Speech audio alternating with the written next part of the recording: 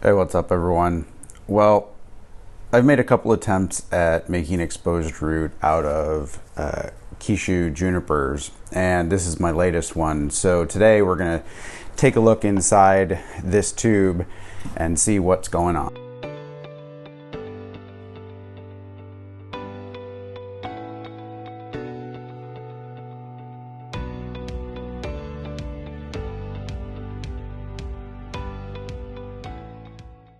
As opposed to black pine and Trident maple among some tropical species, making exposed root out of junipers is quite a bit more difficult or perhaps just lengthy in terms of accomplishing what I'm hoping to accomplish.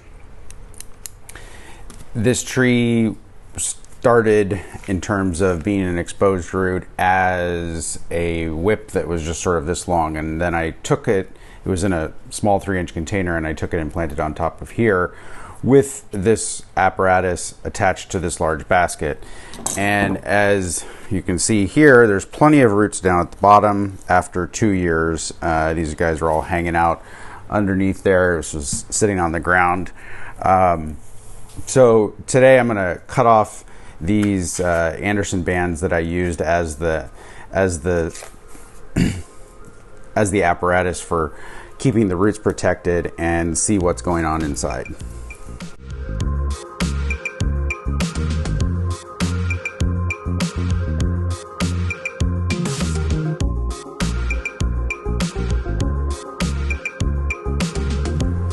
All right, so I've got the top half of the plastic off, and what's going on here is basically that there's a bunch of old roots here that were up in the original container that was only about that big, and then a few of them have taken off and run down the sides of these containers through this coarse pumice that I used, and the rest of them have died off. So what I'm going to do is I'm going to finish cleaning up these little sort of dead spaghetti roots so that I can see the transition between the trunk and the roots.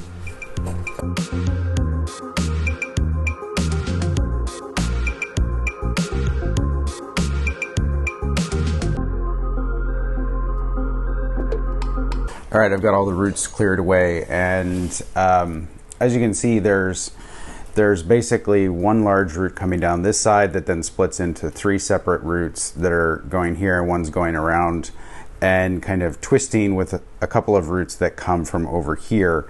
This is the stub of the large cutting that was taken in order to start this as a separate plant, and you can see how that's done in the video that we just published a few days ago. But basically what I'm trying to do here now is address the aesthetics of the junction between the trunk and the roots. So as opposed to an informal upright tree, we don't want the roots to go down and then splay out when we're making a exposed root tree, because the roots become the trunk in the exposed root tree, or they become part of the trunk. And so we want that transition from here to here to be a little bit more smooth and interesting. So I'm going to go ahead and apply some wire and see what I can do.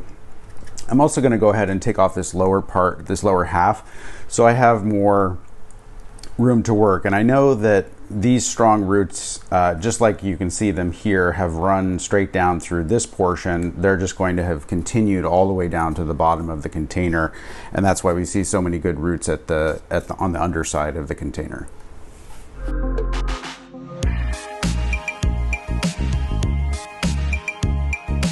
I really like the result here, and let me just give this a little bit of a spin for you guys. This kind of thing, especially this little curly Q right here, is the kind of thing that's really delightful about exposed root. And so, but I need to sort of get this whole thing to work together. So I know that this is going to be fine. These roots already have bark on them, and none of the roots that were up here are really that important at this point. It's the roots that are down in the container down below that are providing all of the power for the tree. So I'm going to go ahead and put some large 3mm aluminum wire on here to control the roots. I'm actually going to use 2 pieces and squeeze this together slightly, as well as maybe provide a little bit of a twist and some movement to this section of the roots, because this is going to be the interesting part of the trunk. And so we need to figure out what's the best way for this to work with this as the tree gets bigger and older.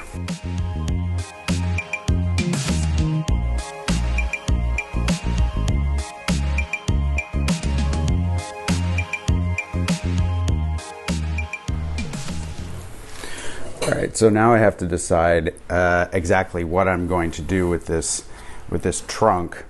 And it's, you know, the point of this wire is to give it support as well as allow me to make some bends. But one of the downsides of it is that it will have a tendency to kind of push in the roots in certain places, especially on the inside of bends that I make. And so sometimes I have to, after I actually twist and sort of bend the plant, I have to go back and look and say, okay, this part needs to be spread back apart. So let's give it a try and see what happens.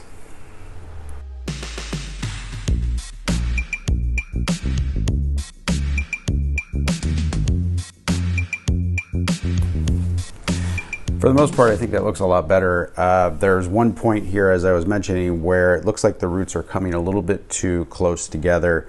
So I'm gonna try to spread that apart using a couple different tricks. And then I'm gonna put a wire on up here. I wanna kind of close up this bend a little bit more, but in doing that, most of this foliage that's up here is going to head off that direction. So I'm actually going to put a wire on the whole thing so that I can rebend the trunk.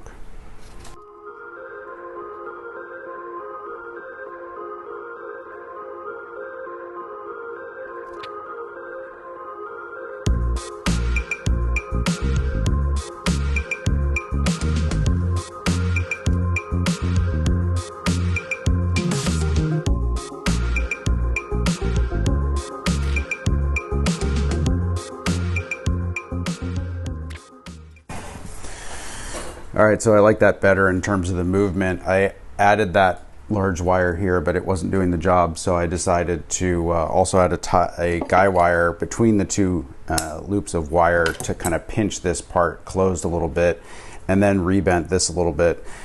It's not pretty, but that's not the point at the moment. So the next thing I need to do is just kind of give this a little bit more stability in the container, which I'm going to do by taking some guy wires from here to the corners of the pot.